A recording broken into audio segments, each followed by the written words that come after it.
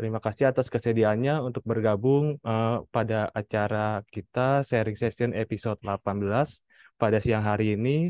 Perkenalkan saya Tono dari tim Mutasi dan Pengelolaan Jabatan Fungsional 1 BOSDM. Izin memandu acara sharing session episode 18. Ini mengenai tema mengenal hasil kerja minimal jabatan fungsional peneliti. Ya, mungkin di sini masih ada yang belum tahu salah satu dari pekerjaan di fungsi mutasi dan pengelolaan jabatan fungsional satu di BOSDM. Biasanya Bapak dan Ibu kami mereview usulan HKM yang masuk melalui aplikasi peneliti, di mana HKM itu merupakan syarat kenaikan jabatan, kenaikan jenjang jabatan, maupun pemenuhan untuk periode jabatan fungsional peneliti. Sehingga jika peneliti ingin mengusulkan kenaikan jabatan, kenaikan jenjang dan pemenuhan periode jabatan fungsional tersebut, selain angka kredit, mereka perlu mengusulkan HKM ini. Atau jika Bapak dan Ibu serta rekan-rekan di BOSDM yang ini ingin melanjutkan karir di luar BOSDM dengan alih jabatan ke fungsional peneliti, ini perlu memenuhi syarat hasil kerja minimal sesuai jenjang peneliti yang dituju. Ya, itu semua nanti akan dibahas oleh pemateri kita siang hari ini. Sebelum kita mulai, saya akan memperkenalkan pemateri kita kali ini. Beliau adalah salah satu anggota di tim mutasi dan pengelolaan jabatan fungsional 1 BSDM dan merupakan tokoh utama dalam film Frozen, yaitu Mbak Elsa atau nama panjangnya Mbak Elsa Monica. Izinkan saya membacakan susunan acara siang hari ini. Di sesi pertama ini adalah pemaparan dari pemateri Mbak Elsa Monica. Kemudian kita akan membuka sesi diskusi dan tanya jawab. Nanti Bapak dan Ibu serta rekan-rekan dapat mengaktifkan fitur raise hand di Zoom. Oh iya, mohon izin Bapak dan Ibu, mohon maaf sebelumnya untuk acara sharing session siang hari ini tidak ada kuis ya Bapak dan Ibu. Baik, untuk mempersingkat waktu, mungkin kita langsung saja ke materi yang akan disampaikan oleh Mbak Elsa. Silakan Mbak Elsa, bagaimana? Apakah sudah bisa kita mulai? Baik, sudah. Terima kasih Mas Tono. Baik, Assalamualaikum warahmatullahi wabarakatuh. Selamat siang Bapak Ibu dan teman-teman BSDM. Perkenalkan saya di sini Elsa Monica, bisa dipanggil Elsa.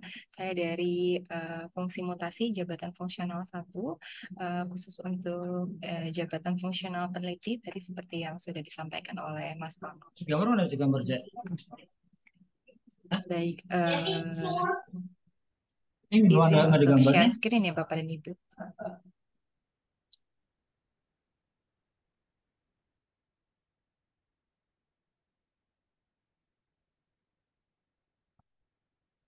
Baik, pada sharing season episode kali ini saya akan membawakan tema terkait mengenal HKM atau hasil kerja minimal jabatan fungsional peneliti. Sebagai informasi Bapak dan Ibu, kami di JF1 setiap bulannya melakukan review terhadap HKM yang diusulkan peneliti. Kami melakukan review untuk HKM jenjang pertama dan muda. Sudah terlihat untuk share screen-nya ya Bapak Ibu? Sudah terlihat.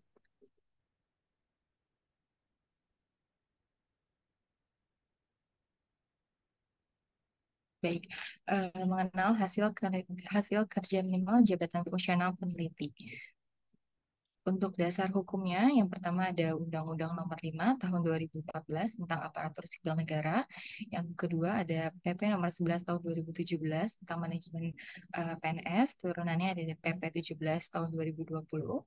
Lalu ada Permenpan RB Nomor 34 Tahun 2018 tentang JF peneliti, turunannya Permenpan RB nomor 20 tahun 2019, lalu ada Peraturan LIPI nomor 20 tahun 2019 tentang Juknis JF peneliti. Baik, di sini ada definisi. Yang pertama, definisi jabatan fungsional. Jabatan fungsional adalah sekelompok jabatan yang berisi fungsi dan tugas berkaitan dengan pelayanan fungsional yang berdasarkan pada keahlian dan keterampilan tertentu. Lalu untuk jabatan fungsional peneliti adalah jabatan yang mempunyai ruang lingkup, tugas, tanggung jawab, dan wewenang untuk melaksanakan penelitian, pengembangan, dan atau pengajian ilmu pengetahuan dan teknologi pada organisasi Litbangji. Lalu pejabat fungsional peneliti yang selanjutnya disebut peneliti adalah PNS yang diberi tugas, tanggung jawab, wewenang, dan hak secara penuh oleh pejabat yang berwenang untuk melakukan tugas teknis penelitian, pengembangan, dan atau pengkajian ilmu pengetahuan dan teknologi pada organisasi Litbangji. Nah, di sini ada alur penilaian kinerja jabatan fungsional peneliti, Bapak dan Ibu. Yang pertama, peneliti melakukan penilaian, melakukan pengumpulan angka kredit tahunan, lalu nanti akan dinilai oleh Kepala Satuan Unit Kerja dan dibantu oleh tim TP2U. Lalu setelah angka kredit tahunannya sudah selesai dinilai, peneliti bisa mengajukan kenaikan jenjang atau perpindahan jabatan atau promosi maupun kenaikan jabatan atau maintenance itu melalui menu HKM di aplikasi e-peneliti. Nah, untuk kenaikan jenjang, perpindahan jabatan atau promosi, di sini dibagi lagi Bapak dan Ibu untuk kenaikan jenjang. Di sini nanti ada uji portofolio, presentasi, dan wawancara. Untuk kenaikan jabatan saja atau maintenance, periodisasi, hanya dilakukan uji portofolio saja. Nah, ini uji HKM ini akan dinilai oleh tim asesor peneliti yang sudah bersertifikasi. Lalu di sini setelah penilaian selesai nanti akan ditetapkan oleh pejabat yang berwenang. Lalu di sini Bapak dan Ibu sebagai informasi di sini masih sesuai juknis ya, ada MAPI dan MAPP. Untuk MAPI kita memproses usulan peneliti pertama sampai dengan muda, lalu MAPP untuk yang madya sampai dengan utama. Namun untuk saat ini kita sudah menjadi satu di MAPP dengan bagian SDMI. Nah, ini ada periode pemenuhan HKM. Bagi peneliti yang diangkat sebelum 31 Desember 2018, periode pemenuhan HKM yang pertama itu di tahun 1 Januari di tahun 1 Januari 2019 sampai dengan 31 Desember 2022. Periode awal pemenuhan HKM bagi peneliti yang diangkat melalui pengangkatan pertama, perpindahan dari jabatan lain, promosi atau kenaikan jenjang jabatan, atau pengangkatan kembali, diperhitungkan di tahun berikutnya dari tahun pengangkatan. Ini sesuai pasal 24 Juknis Peneliti. Lalu ada ketentuan, yaitu yang pertama periode HKM tidak akan di-restart apabila pengusulan untuk naik jabatan saja di jenjang yang sama atau naik pangkat di jenjang yang sama. Lalu periode HKM di-restart jika pengusulan untuk naik jenjang jabatan, misalnya peneliti pertama ke peneliti ahli muda, seperti itu. Lalu ini ada ketentuan perolehan HKM. Yang pertama, sesuai pasal 29 ayat 2, HKM sebagai prasyarat jenjang dan pemenuhan kewajiban setiap periode jabatan harus berasal dari unsur kegiatan yang sesuai dengan bidang kepakaran yang dibutuhkan pada jenjang terkait. Lalu yang kedua, pasal 23 ayat 2, HKM periode jabatan dapat diperoleh dari hasil kerja selama periode jabatan tersebut dan atau satu periode jabatan sebelumnya di jenjang yang sama dan belum pernah diklaim sebagai HKM. Lalu pada pasal 22 ayat 2, HKM prasyarat jenjang dapat diperoleh dari hasil kerja sebelum menjadi peneliti pada jenjang tersebut dan belum pernah diklaim sebagai pemenuhan HKM. Lalu sesuai pasal 107, untuk HKM periode jabatan bagi peneliti yang diangkat sebelum 31 Desember 2018 dapat diperoleh dari hasil kerja selama menduduki pangkat satu tingkat sebelumnya dan belum pernah diklaim sebagai pemenuhan HKM. Namun ini hanya berlaku pada periode pertama, yaitu 1 Januari 2019 sampai dengan 31 Desember 2022. Ini ada ketentuan HKM lagi, sesuai pasal 52 ayat 4, butir kegiatan HKM untuk kenaikan jenjang atau jabatan berasal dari butir kegiatan yang telah dinilai angka kreditnya oleh Kepala Unit Kerja. Lalu sesuai pasal 28 ayat 1, pemenuhan HKM sebagai prasyarat jenjang dan kewajiban periode jabatan harus terdiri atas paling kurang 1 KTI yang diterbitkan di jurnal sesuai dengan jenjang yang dituju atau jenjang yang diduduki. Sesuai pasal 28 ayat 2, butir kegiatan HKM pada jenjang yang lebih tinggi dapat menggantikan butir kegiatan HKM sejenis pada jenjang di bawahnya. Lalu pasal 28 ayat 3, apabila butir kegiatan pengganti belum mencapai butir kegiatan untuk HKM jenjang di atasnya, maka status kontributor harus sesuai dengan persyaratan.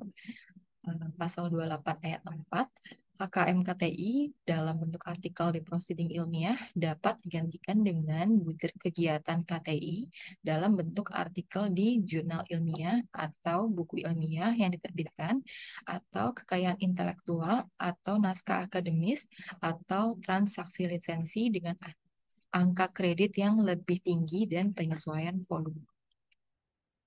Nah, ini ada HKM yang dipersyaratkan untuk peneliti alih pertama dan muda. Untuk peneliti alih pertama dan muda, outputnya harus minimal berupa terakreditasi nasional, Bapak dan Ibu. Ini sesuai Juknis nomor 20 tahun 2019. Untuk peneliti alih pertama, di sini ada volume, lalu ada prasyarat jenjang dan periode jabatan. Untuk HKM prasyarat jenjang di sini untuk peneliti yang ingin mengajukan kenaikan jenjang, misalnya peneliti pertama mau ke muda, dilihatnya adalah volume yang prasyarat jenjang. Untuk peneliti yang hanya periodisasi atau maintenance, dilihatnya volume yang periode jabatan. Nah, untuk HKM peneliti ahli pertama, butir kegiatannya yang pertama adalah ini hanya untuk prasyarat jenjang ya, mengikuti dan lulus pelatihan pembentukan.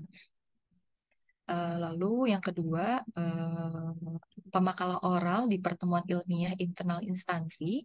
Lalu yang ketiga, kontributor anggota karya tulis ilmiah dalam bentuk artikel di proceeding ilmiah yang diterbitkan.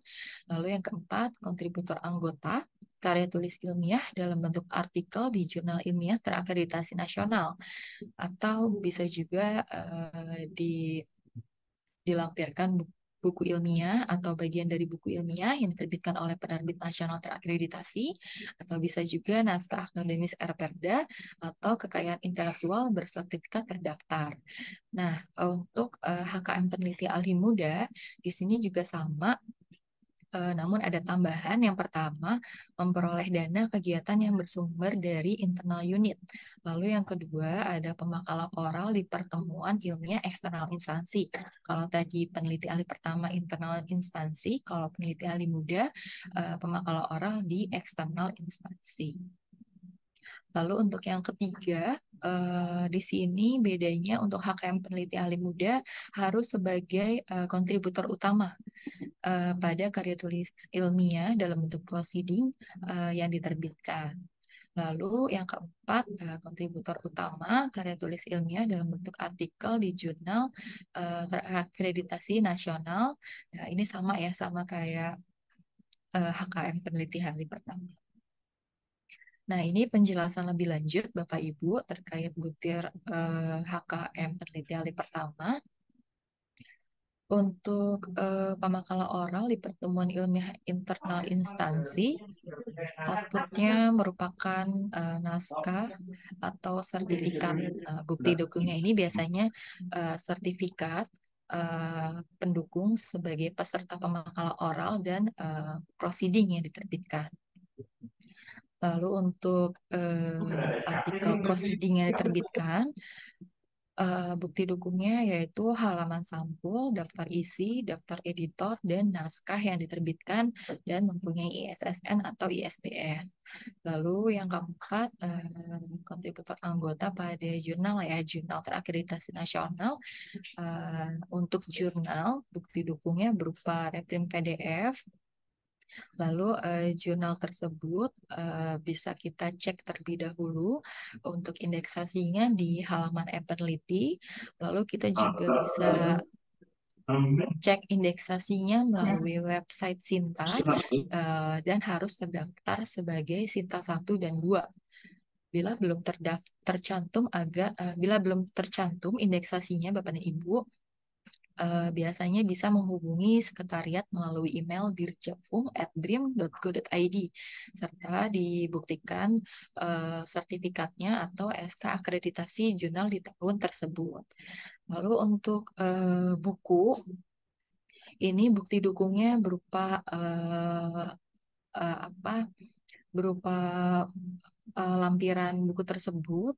Lalu untuk terakreditasi, penerbit nasional terakreditasi itu bisa ngecek di website IKAPI apakah keanggotaannya terdaftar. Lalu melampirkan cover buku dan isi.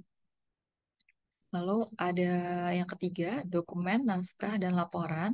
Untuk bukti dukungnya berupa SK, naskah akademis, atau dokumen telaah pertimbangan ilmiah. Lalu yang terakhir ada surat pendaftaran. Ini bukti dukungnya berupa bukti daftar kekayaan intelektual dari Kumham, bukan karya cipta ya, kecuali program komputer. Lalu ini untuk HKM peneliti ahli muda, penjelasannya yang pertama untuk HKM perolehan dana, ini outputnya berupa dokumen kerjasama, bukti dukungnya berupa SK penetapan sesuai kebakuan lembaga atau bukti penerimaan dana. Lalu yang kedua untuk pemakalah oral, di sini skalanya eksternal instansi. Bukti dukungnya berupa sertifikat atau dokumen pendukung lainnya. Lalu yang ketiga, kontributor utama pada proceeding yang diterbitkan untuk bukti dukungnya berupa halaman sampul, daftar isi, daftar editor, dan naskah yang diterbitkan. Ada ISBN atau ISSN-nya di proceeding tersebut. Lalu statement kontributor utama. Karena di sini kan disebutkan untuk HKM peneliti ahli muda harus kontributor utama ya, jadi harus disertakan surat keterangan kontributor utama. Lalu yang keempat, jurnal ilmiah terakreditasi nasional. Ini juga sama tadi bukti yang dilampirkan berupa reprint PDF, indeksasi di e-peneliti, lalu buku juga penerbit terdaftar di IKAPI atau APPTI, lalu ada naskah akademis dan kekayaan intelektual. Nah, kita lanjut ke peneliti untuk HKM peneliti ahli media dan utama. Ini outputnya minimal adalah perindeks global bereputasi, Bapak dan Ibu. Untuk HKM peneliti ahli media, di sini yang pertama ada membimbing kegiatan penelitian, pengembangan dan atau pengembangan peneliti di jenjang di bawahnya atau mahasiswa S2 atau SDM lainnya. Lalu yang kedua, perolehan dana yang bersumber dari internal instansi. Yang ketiga, ada anggota kelompok sebagai anggota di kelompok penelitian internal instansi atau antar unit. Lalu yang keempat ada pemakalah oral di pertemuan ilmiah terindeks global. Yang kelima, sebagai kontributor anggota karya tulis ilmiah dalam bentuk artikel di proceeding ilmiah terindeks global bereputasi. Lalu yang keenam, kontributor anggota KTI dalam bentuk artikel di jurnal ilmiah terindeks global bereputasi menengah atau buku yang terbitkan oleh penerbit internasional lainnya atau kekayaan intelektual bersertifikat dikabulkan atau RPP atau Airpress atau transaksi lisensi dengan mitra nasional. Nah, untuk HKM peneliti ahli utama juga hampir sama. Yang pertama, membimbing kegiatan penelitian untuk peneliti jenjang di bawahnya, namun untuk mahasiswanya harus mahasiswa S3 dan SDM lainnya juga bisa. Untuk perolehan dana, untuk HKM peneliti ahli utama harus bersumber dari eksternal instansi. Untuk yang ketiga, memimpin kelompok ini harus menjadi pemimpin ketua seperti itu, ketua kelompok kegiatan di internal instansi atau antar unit. Yang keempat, kontributor utama karya tulis ilmiah dalam bentuk artikel di proceeding ilmiah terindeks global bereputasi. Lalu yang kelima ada kontributor utama KTI di jurnal global bereputasi menengah. Ini juga sama kayak Madia ya, tadi ada buku terbitkan oleh penerbit internasional lainnya, KI dan lainnya. Lanjut Bapak Ibu. Nah di sini ada bukti dukung yang harus dilampirkan untuk HKM peneliti ahli media. Yang pertama, untuk kegiatan membimbing, outputnya untuk kode 3B, 2B sampai C itu laporan atau dokumen bimbing. Nah, ini untuk yang kedua itu membimbing kegiatan Litbangji di tingkat dalam atau luar negeri. Ini bukti dukungnya berupa SKPT, pembimbingan utama atau anggota, dan proposal yang telah disetujui. Lalu untuk HKM perolehan dana internal instansi, outputnya yaitu dokumen kerjasama, bukti dukungnya berupa SK penetapan sesuai kebakuan lembaga. Lalu untuk anggota di kegiatan penelitian internal instansi, didukungnya berupa SK tim pelaksana dari pimpinan instansi atau unit kerja sesuai kebakuan lembaga. Ini juga harus ada lintas satker ya di dalam anggota penelitiannya, karena merupakan kegiatan internal instansi atau antar unit. Lalu yang keempat, pemakalah oral di pertemuan ilmiah terindeks global, bukti dukungnya berupa sertifikat atau dokumen pendukung lainnya sebagai peserta pemakalah.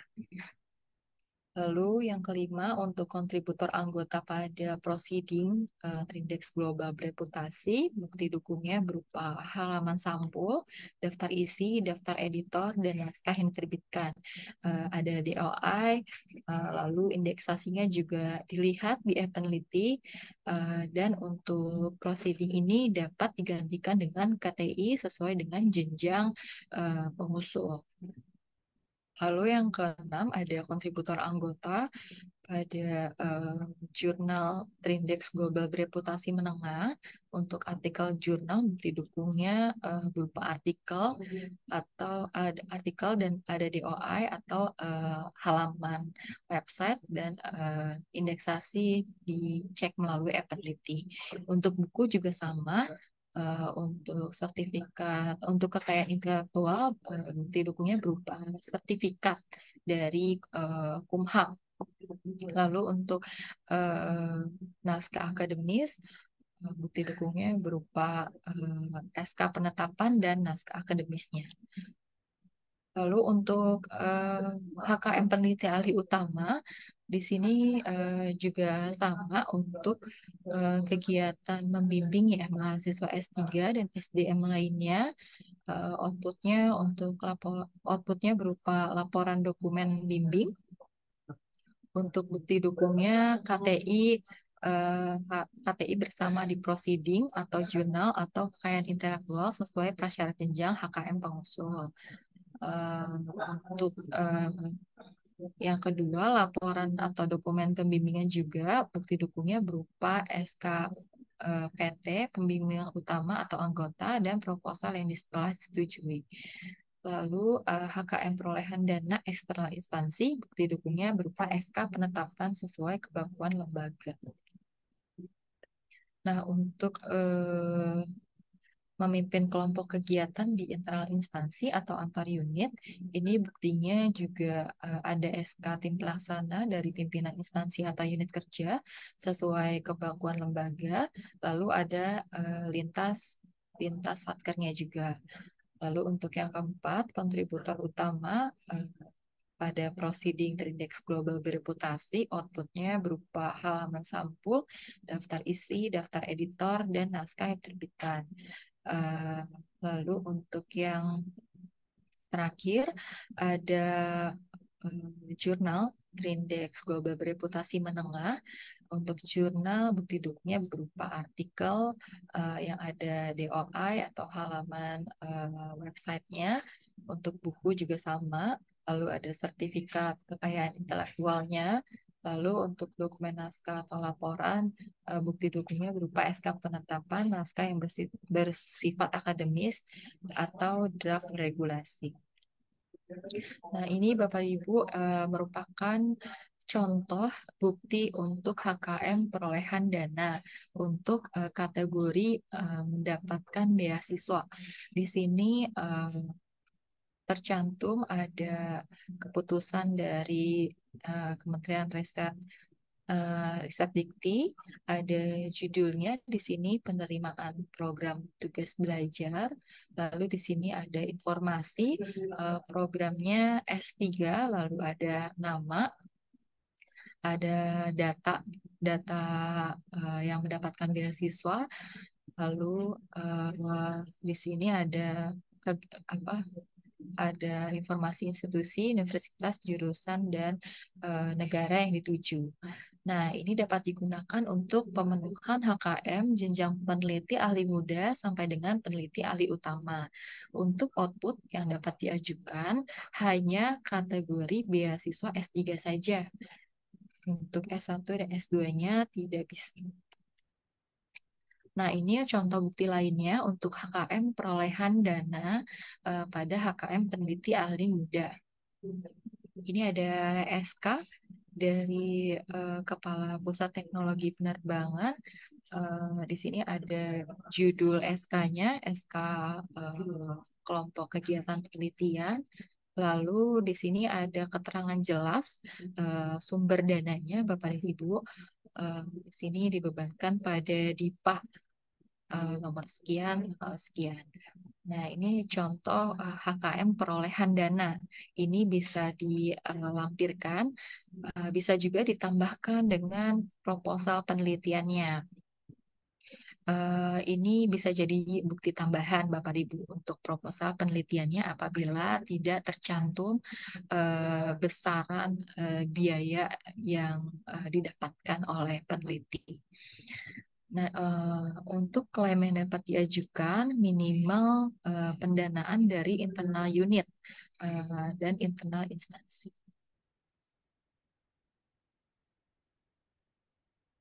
Lalu ini ada contoh bukti HKM perolehan dana untuk peneliti ahli media. Di sini contohnya ada SK dari Deputi IPT. Ini ada nama kegiatannya. Lalu ada nama-nama personalianya, lalu di sini ada nama anggota-anggotanya. Di sini karena HKM Madya harus dari internal instansi ya Bapak dan Ibu. Jadi di sini anggotanya ada berbeda multisatker seperti itu, berbeda-beda unit kerja. Di sini ada ketentuannya, klaim yang dapat diajukan minimal pendanaan dari internal instansi antar unit.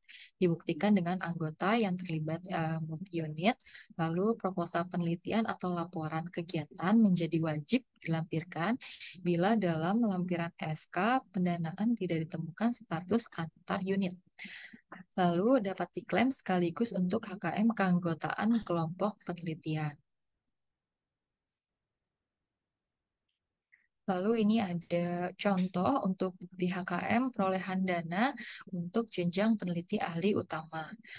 Di sini ada nama pemberi dana, lalu ada nama, informasi nama yang penerimanya, lalu ada informasi perolehan pendanaannya, lalu ada juga informasi detail pendanaan. Nah, ini merupakan contoh bukti dari HKM pemakalah oral di jenjang peneliti ahli pertama sampai dengan utama. Nah, di sini Bapak Ibu bisa melihat sertifikatnya beraneka ragam ya. Ada yang sebagai presenter, ada yang sebagai pemakalah pendamping, lalu di sini juga ada yang sebagai pemakalah oral, oral presenter, ada juga sebagai pemakalah. Nah, ketentuannya adalah harus persyaratannya sebagai pemakalah oral. Ini dibutuhkan dokumen persyaratan lainnya apabila tidak tercantum jelas sebagai oral presenter, bisa ditambahkan dengan jadwal acara presentasi yang ada nama pengusul seperti itu, atau dokumentasi kegiatan atau bahan presentasi, lalu bisa juga LOE sebagai pemakalah oral atau bukti lainnya yang menguatkan. Lalu pemakalah oral dalam seminar eksternal instansi tidak terindeks global bereputasi wajib melampirkan prosiding terbitan terakhir. Nah, ini ada contoh HKM prosiding untuk jenjang peneliti ahli pertama sampai dengan peneliti ahli muda. Di sini contohnya prosiding isogen. Di sini sudah ada tertera nomor ISSN-nya. Lalu ada juga tahun terbit prosiding. Di sini tahun 2022. Lalu dilampirkan juga artikel terbitannya. Prasyarat prosiding diterbitkan sesuai prasyarat jenjang masing-masing. Status kontribusi dapat ditelusuri pada badan prosiding atau surat pernyataan yang ditandatangani oleh minimal 50% plus 1. Untuk peneliti ahli pertama, prasyaratnya sebagai kontributor anggota. Lalu untuk peneliti ahli muda, prasyaratnya harus sebagai kontributor utama. Dan prosiding ini memiliki nomor ISBN atau ISSN.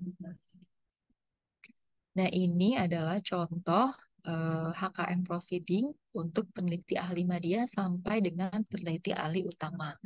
Nah, di sini ada nama penerbitnya Bapak Ibu, yaitu AIP Conference Proceeding, lalu tahun terbitnya yaitu tahun 2020. Lalu di sini ada artikelnya.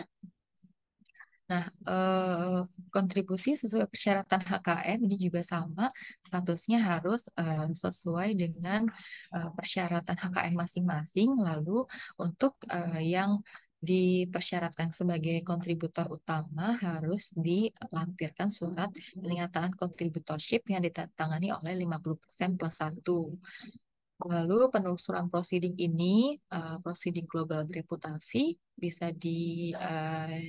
telusuri di aplikasi e-peneliti. Nah, ini contohnya hasil penelusurannya, yaitu namanya AIP Conference Proceeding tahun 2020, terakreditasi sebagai proceeding terindeks global bereputasi versi e-peneliti.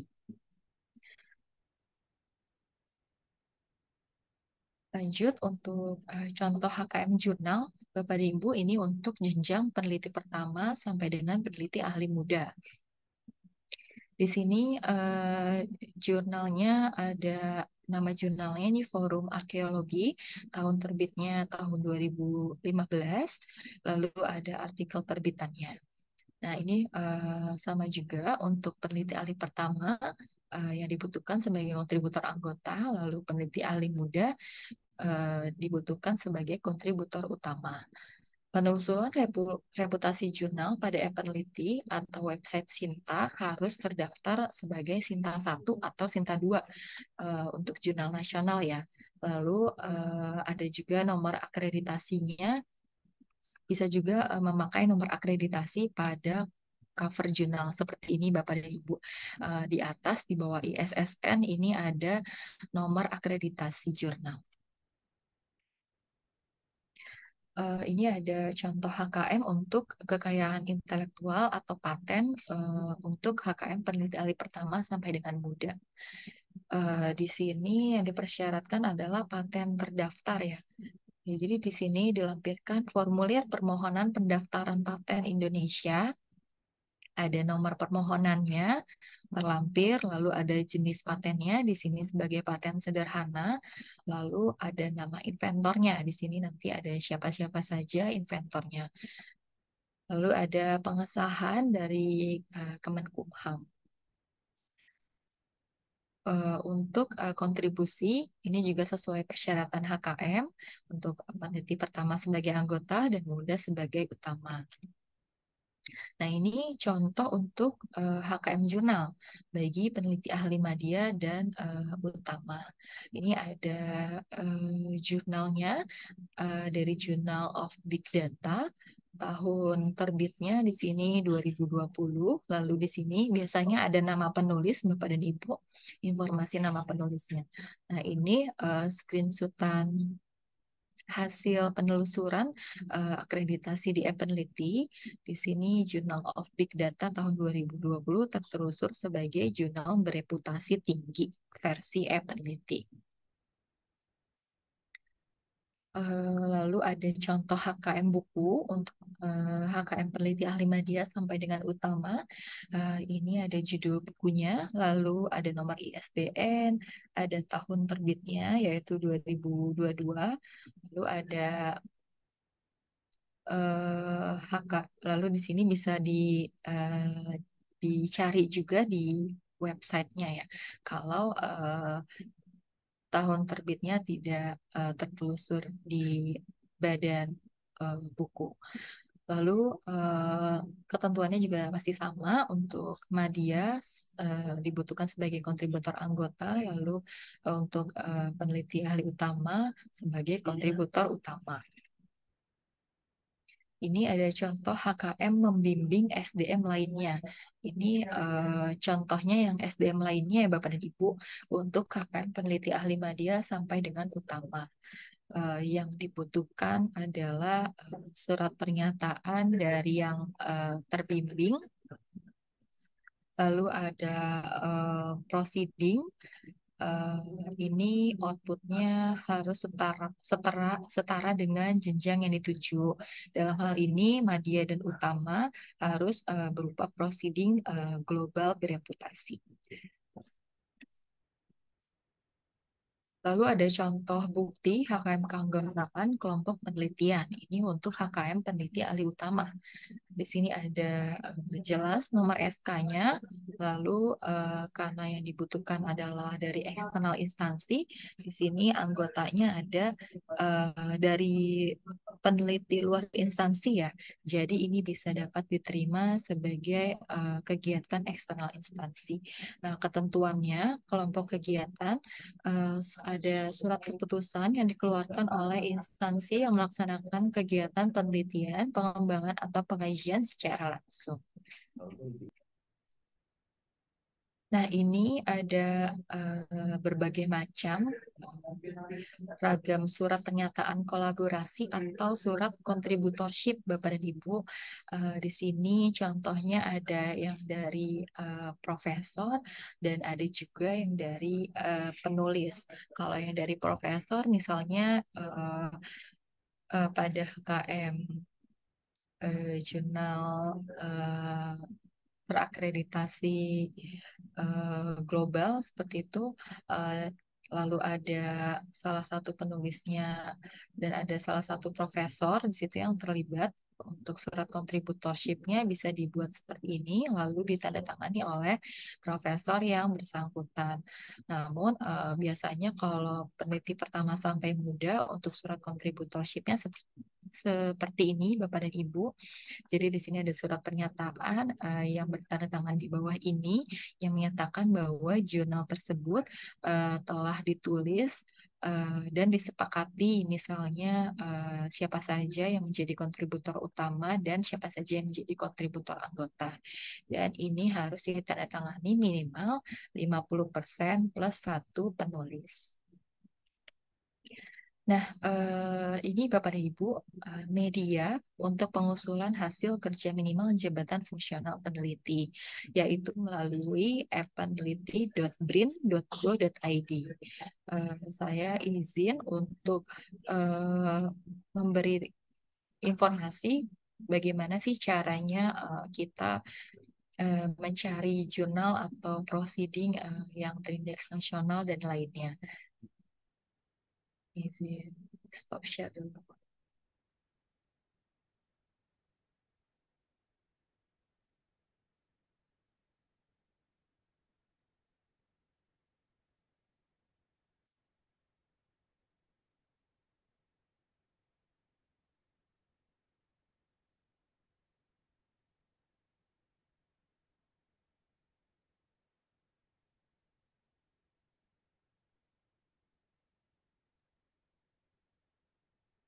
Ya, sudah terlihat ya Bapak dan Ibu. Di sini untuk halaman e-peneliti,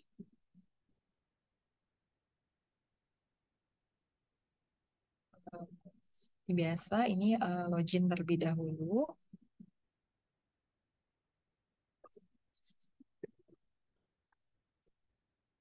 Lalu kita akan ke menu jurnal terakreditasi nasional. Misalnya kita mau mencari apakah jurnal tersebut terakreditasi nasional atau tidak.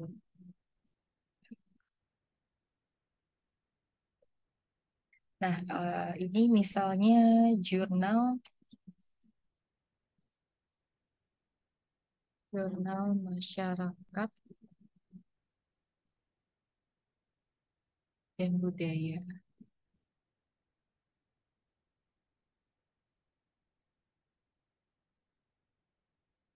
Nah, kita searching.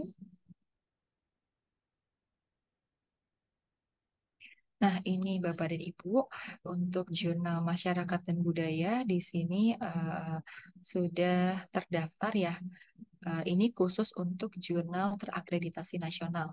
Jika penelusurannya keluar, maka ini bisa dinyatakan sebagai jurnal terakreditasi nasional dengan tahun akreditasi 2018 sampai 2023. Nah, bagaimana cara mencari jurnal terakreditasi global?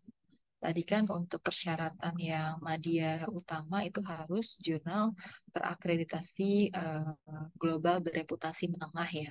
Ini kita bisa cari di sini di menu reputasi jurnal atau proceeding.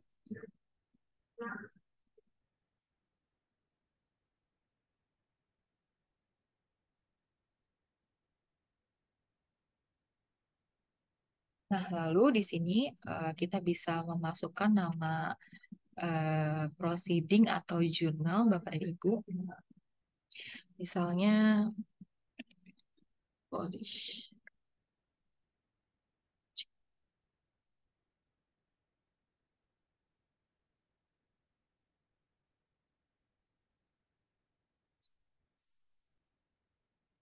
Nah, ini bisa kita klik kalau sudah keluar. Lalu tahun terbitnya tadi bisa dilihat ya di jurnal tahun berapa. Di sini coba saya memasukkan 2022. Kita klik searching.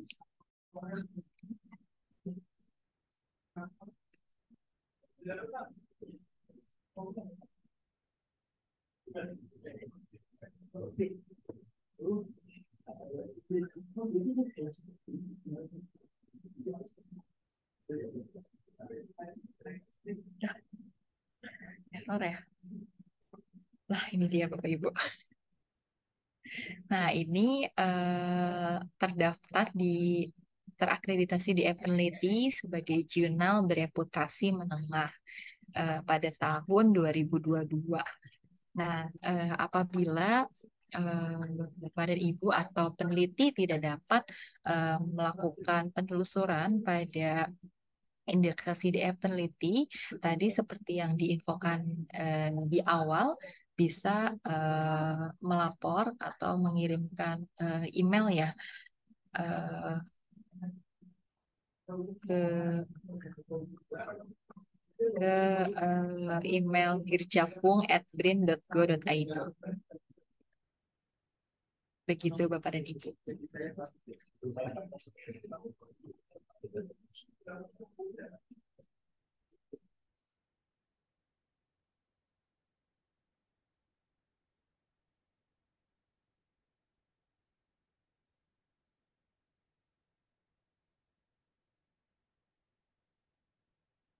Ya, baik, dilanjutkan kembali. Untuk informasi dan konsultasi lebih lanjut, bisa menghubungi atau by email melalui mapibrin, mapibrin 01@brin.go.id, atau menghubungi kami di JF1 di gedung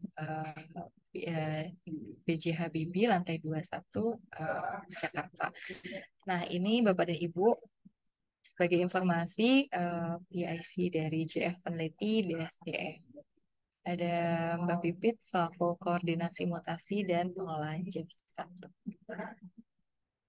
Sekian Bapak dan Ibu presentasi dari saya. Mohon maaf apabila ada kekurangan dalam perkataan. Saya kembalikan ke Mas Tono. Assalamualaikum warahmatullahi wabarakatuh.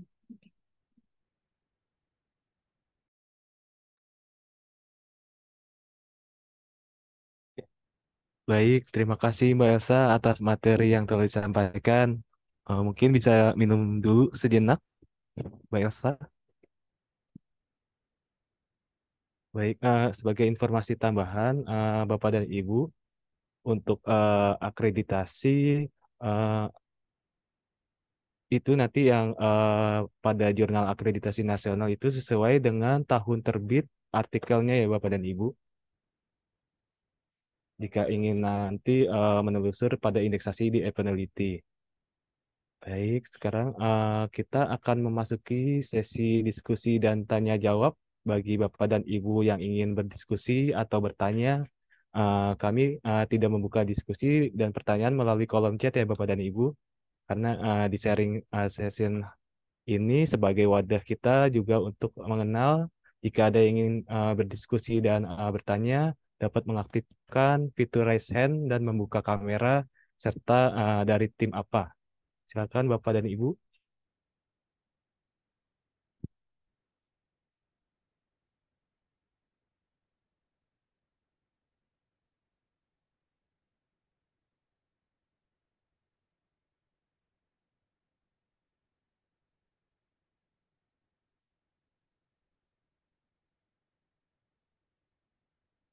Sepertinya hawa-hawa weekend ya.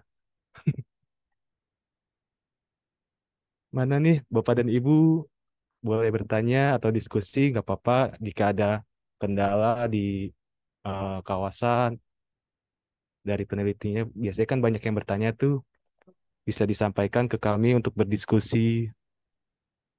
Izin bertanya, Mas Tono. Ya, silakan Mbak. Iya, izin bertanya. Saya dari Sejati dari LKSD 8, menyambung dengan yang tadi terkait HKM. Izin bertanya, ini Mbak Elsa dan Mas Tono di tim JEF 1.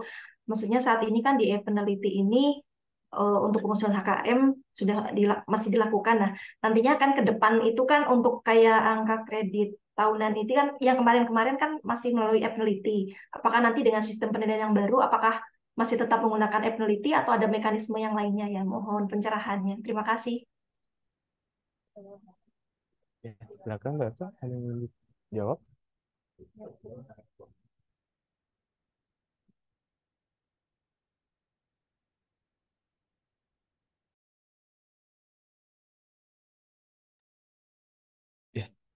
Dari Mbak Sudiati tadi Mbak Elsa tadi bertanya apakah nanti mekanismenya itu eh, masih tetap memakai peneliti ya Mbak?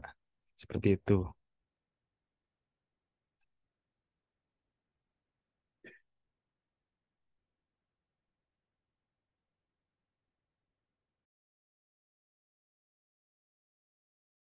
Iya, terima kasih Bu Yanti ya. Untuk selanjutnya nanti masih melalui peneliti, Bu, Oh, berarti masih prosesnya. masih sama berarti sistemnya berarti ya Mbak Elsa ya. Iya, masih betul. Oh ya, oke.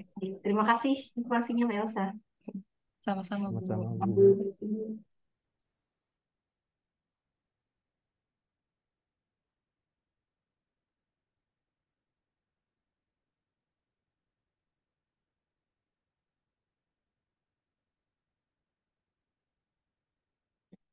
Selanjutnya Bapak dan Ibu, apakah ada yang ingin ditanyakan atau ingin diskusi dengan Mbak Elsa atau dengan saya? Silakan Bapak dan Ibu.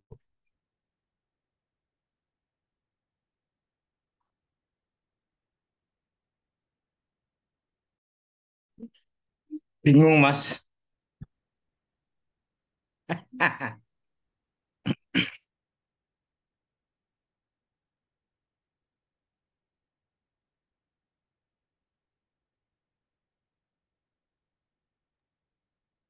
Gini aja, Mas. Mau rame, Mas. Sekedar Oh, apa? silakan Pak Resno. Mancing suasana aja. Ya. Biasanya kan terkait peneliti itu yang paling sering ditanyakan pegawai itu, terutama para peneliti adalah eh, persyaratan untuk kenaikan pangkat ataupun kenaikan jabatan. Rata-rata peneliti kita itu sekarang angka kreditnya itu sudah di level di atas 400 gitu ya. Jadi kalau secara media, mereka udah ke media, ada yang udah sampai ke utama gitu ya. Tapi pangkat golongannya tuh masih ada yang masih baru 3D, masih 4A gitu ya. Nah, yang mereka tanyakan kadang-kadang kalau mereka mau pengen naik pangkat itu persyaratan kenaikan apa angka kredit yang 20% dan HKM-nya itu seperti apa ya? Apakah 20% itu menghitung dari persyaratan 20% dari angka 400-nya kalau dia di media masih jabatan media atau kalau dia sudah sekarang udah apa itunya utama JF-nya utama 20%-nya itu dari perhitungan utamanya yang 850 atau dari total angka kreditnya yang dia punyai gitu. Terus HKM-nya juga ngikutin HKM-nya itu ikutin HKM-nya Madia atau ikutin HKM-nya ke apa pertambahan atau untuk persyaratan kenaikan pangkatnya gitu. Seperti apa gitu Mas? Itu kadang-kadang yang sering ditanyakan oleh rekan-rekan peneliti ya, terutama yang mereka masih baru dan pindahan gitu ya. Biasanya itu yang terjadi. Terima kasih itu Mas, sementara Mas. Terima kasih Pak Resno. Baik, biasanya memang peneliti itu mengusulkan kenaikan jenjang ya. Nah, kenaikan jenjang itu kadang jabatannya itu bisa naik dari satu tingkat, misalkan dari peneliti yang sebelumnya itu peneliti muda 3C mengusulkan ke peneliti media dengan angka kredit 400. Nah, namun untuk pangkatnya hanya bisa naik satu tingkat ya begitu Pak Resno. Jadi yang bersangkutan jika nanti ingin menyetarakan golongan pada pangkatnya itu hanya perlu mengusulkan KP 20%, tidak pakai HKM begitu Pak Resno. Ya. Sebagai tambahan ya Mas Tono, Pak Resno, untuk HKM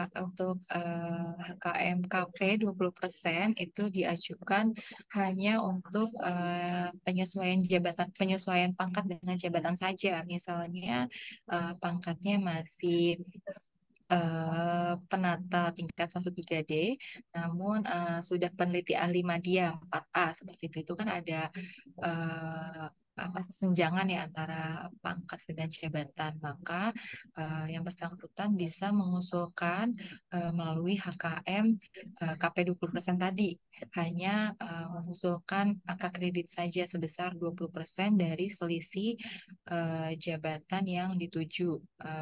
Misalnya tadi masih 3D mau ke pangkat 4A ya, pembina 4A, berarti itu kan selisihnya 300 ke 400 ya, sebesar 100. 20%-nya itu berarti dari 100 yaitu 20 angka kredit saja. Nah, itu diusulkannya melalui aplikasi Peneliti, Bapak melalui jenis HKM KP 20%. Seperti itu. Namun kalau yang jabatannya sudah setara, misalnya jabatannya peneliti ahli media 4A, pangkatnya juga sudah pembina 4A, itu tidak bisa Bapak mengajukan KP 20% lagi karena pangkat dan jabatan sudah setara. Seperti itu. Terima kasih. Mbak, kalau seumpamanya dia sudah utama, angka kreditnya udah 1112 gitu ya. Tapi dia pangkatnya masih 4A. Berarti kalau dia untuk ke 4B, berarti kan dia cukup nambah 20% ya. Ya kan udah lewat dari 400 kan, karena kalau setaranya kan 400 dia di mediannya, tapi dia udah utama gitu kan. Nah, ini yang hitung 20%-nya diambil dari mananya nih? 20% dari yang 400 mediannya Ya, atau 20%-nya ngambil yang ke dia di utamanya gitu. dihitungnya dari selisih angka kredit yang mau dituju Pak. Tadi kan 4A itu kan untuk secara aturannya untuk 4A Berarti ke pembina 550 ya, 550, 150 iya. gitu ya, Jadi 150. 20% dari selisihnya yaitu 150 Pak. 20% dari Oke, 150. oke, itu kan dari 150-nya ya, ke 4B-nya ya. Iya, Oke, betul. siap-siap. Oke, makasih Mbak.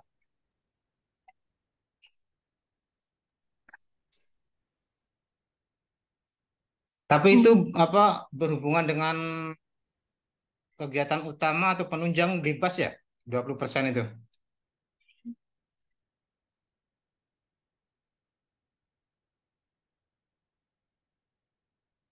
Ya, ya Pak Resno.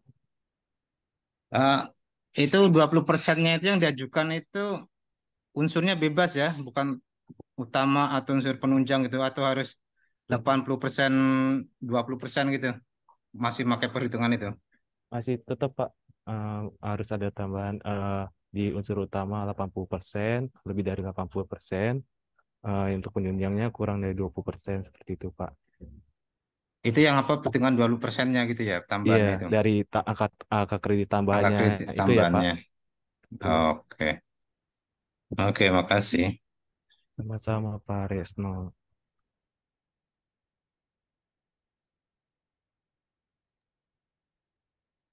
Mbak Elsa dan Mas Tono izin bertanya, saya Feni dari tim Canda. Silakan Mbak Feni. Ya, terima kasih atas penjelasannya. Saya mau bertanya terkait edaran yang tadi Mas Tono berikan di kolom chat. Di sana kan ditulis untuk periode jabatan 1 Januari 2020 sampai 31 Desember 2023 akan diperhitungkan paling lambat tanggal 31 Desember 2023.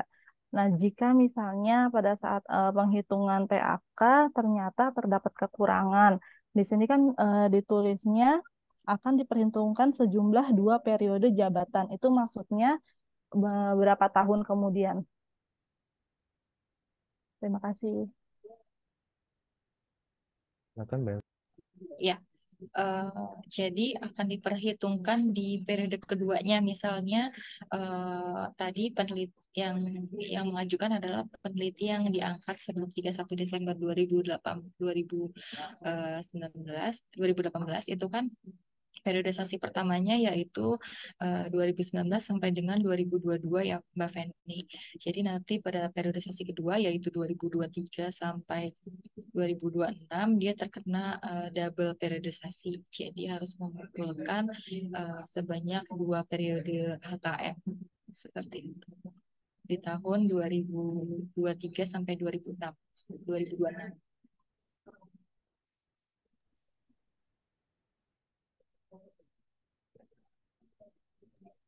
Jadi Dari harus itu. mengumpulkan sejumlah itu di tahun 2026.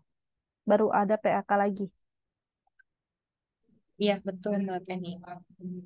Ya, baik, terima kasih.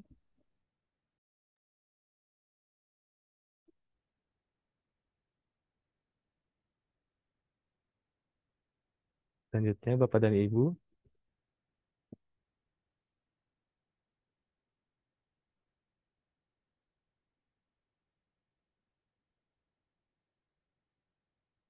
Ya, baik. Mungkin Bapak dan Ibu serta rekan-rekan BSDM, apabila sudah tidak ada lagi yang kita bahas, mohon izin saya Tono dan Mbak Elsa untuk menutup acara sharing session episode 18 ini pada siang hari ini. Mungkin nanti sampai jumpa pada acara sharing session selanjutnya. Saya akhiri. Wabillahi taufiq wal hidayah. Wassalamualaikum warahmatullahi wabarakatuh. Salam sehat Bapak dan Ibu.